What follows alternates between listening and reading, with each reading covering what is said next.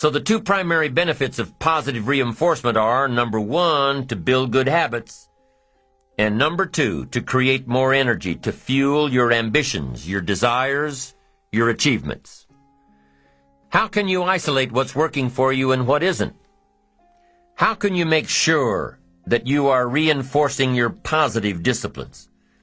Well, if it isn't apparent, easy to see right away, if what you're doing is happening in such small increments that you're not sure if you're on track, then you need to be writing it down. You need to keep a journal anyway.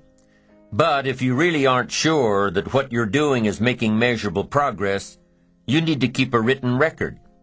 You need to write down everything that may be relevant in your day. What you did, who you saw, what you felt, how it may or may not affect you now and in the future. The best way to track your activities of the day is to write them down. The best way to track your activities of the week is to write them down.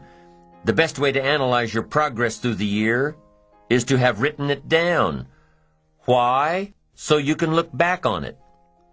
Because by keeping a written record of your life, you will be more accountable. By putting into writing the action steps that you have planned, you will easily see what works and what doesn't.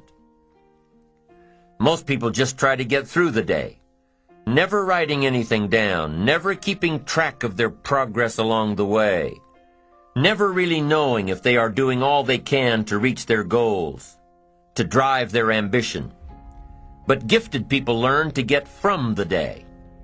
They don't let a day end without picking up some valuable experience, some emotional content, some idea that may positively affect their future. To get the most from a day, to learn the most from a day, you need to be able to reflect on the day. And how can you reflect on a day unless you record it in history? How can you possibly reflect on a week unless you can look back and analyze it? How can you learn from past mistakes and bask in the past successes unless you write it all down? There's something magical in writing out a problem. It's almost as though when you start writing it out, you start figuring out ways to make it work. Perhaps the magic is that when you write it down, you can now be objective. You can start to see objectively where you fit into the picture. You can start to see if you are being responsible, if you are being self-reliant. You are pondering it. You are trying to figure it all out. The fact that it is now on paper actually creates a space between you and the problem. And in this space that you have created, now solutions have room to grow. You see, writing about events that occur helps you to understand exactly what is happening. When we describe life to ourselves only in our minds, our imaginations tend to feed back false information about how things are, distorted information. Sometimes our creativity can create scenarios that really don't exist at all, if we keep the information just in our mind. But by writing it all down, we now can become more factual, more accurate, more realistic, more logical. And then as we reread what we have written, we create a new picture in our mind. And once we see things as they are rather than how we think they are, we can see our way to make them better. It's all part of being responsible. It's all part of seeing things objectively in order to fully understand the steps that we must take to make things better. Let's take a few minutes to talk about the importance of knowing yourself enough to be your best cheerleader. You know, when you thought you were doing what you were supposed to do and were misinformed, the times you thought you had it all laid out and it just didn't work, the times when you burned the midnight oil day after day and it didn't seem to help, it didn't seem to change the end result. These are the times that you have to rely on your own self-encouragement. And there are two ways to use self-encouragement. Number one, take responsibility for the missed opportunity or the misrepresentation. Learn from the fact that even though your client wanted it one way and you presented it the right way, it didn't work. Be prepared for the letdowns that happen every so often. Know that this lost opportunity just sets you up better for the next one. Realize that you can make the necessary alterations next time. Make the changes that will make the difference. Study your mistakes and learn from them. Don't dwell on the mistakes. Acknowledge them. Learn from them. Encourage yourself that you're smarter than your bank account leads you to believe.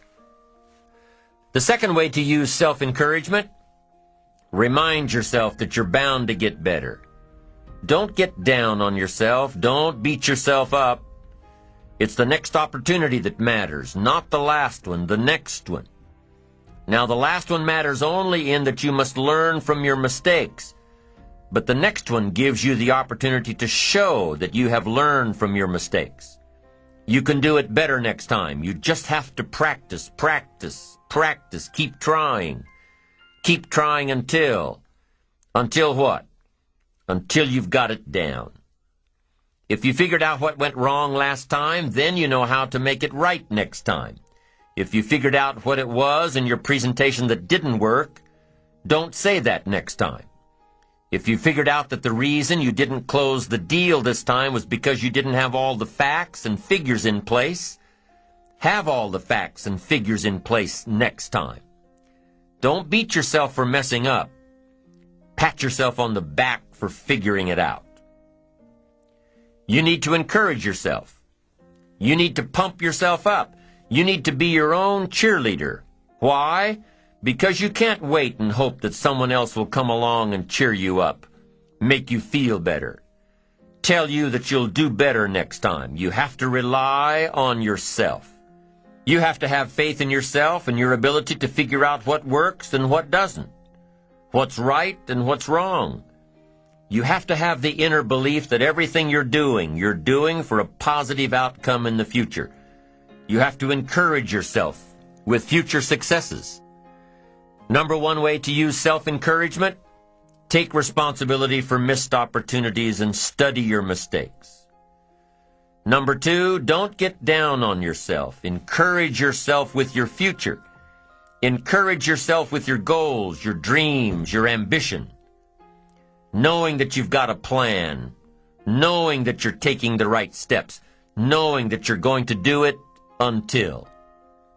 When you miss an opportunity, are unprepared for an opportunity, or suffer a setback while realizing your goals, when you miss out, you need to encourage yourself by immediately getting back into line. There's an old cowboy saying, fall off a horse 7 times, and you're a real cowboy. If you fall off a horse, get right back on. If you fall off track, get right back on. If you fall away from your disciplines, get right back to them. If you fall out of habit, get back into the habit. If you fall off, get back on. If you fall off the horse of habits or disciplines or progress. If you fall off the horse, get back on. It may be hard, it may be a bit frightening, but get back on. Keep your ambition alive and active and well. We must all suffer one of two pains: the pain of discipline or the pain of regret. If you don't spend an ounce of discipline, you'll most likely suffer tons of regret. Discipline weighs ounces, regret weighs tons. It's much easier to be disciplined and have the money than to try to rationalize why you don't. I'm telling you, better a few disciplines than a lack of dignity. Don't wish for less problems, wish for more skills. Don't wish for less challenge, wish for more wisdom. Don't wish for it to change out there. Develop yourself to the point that you can truly and totally rely on yourself.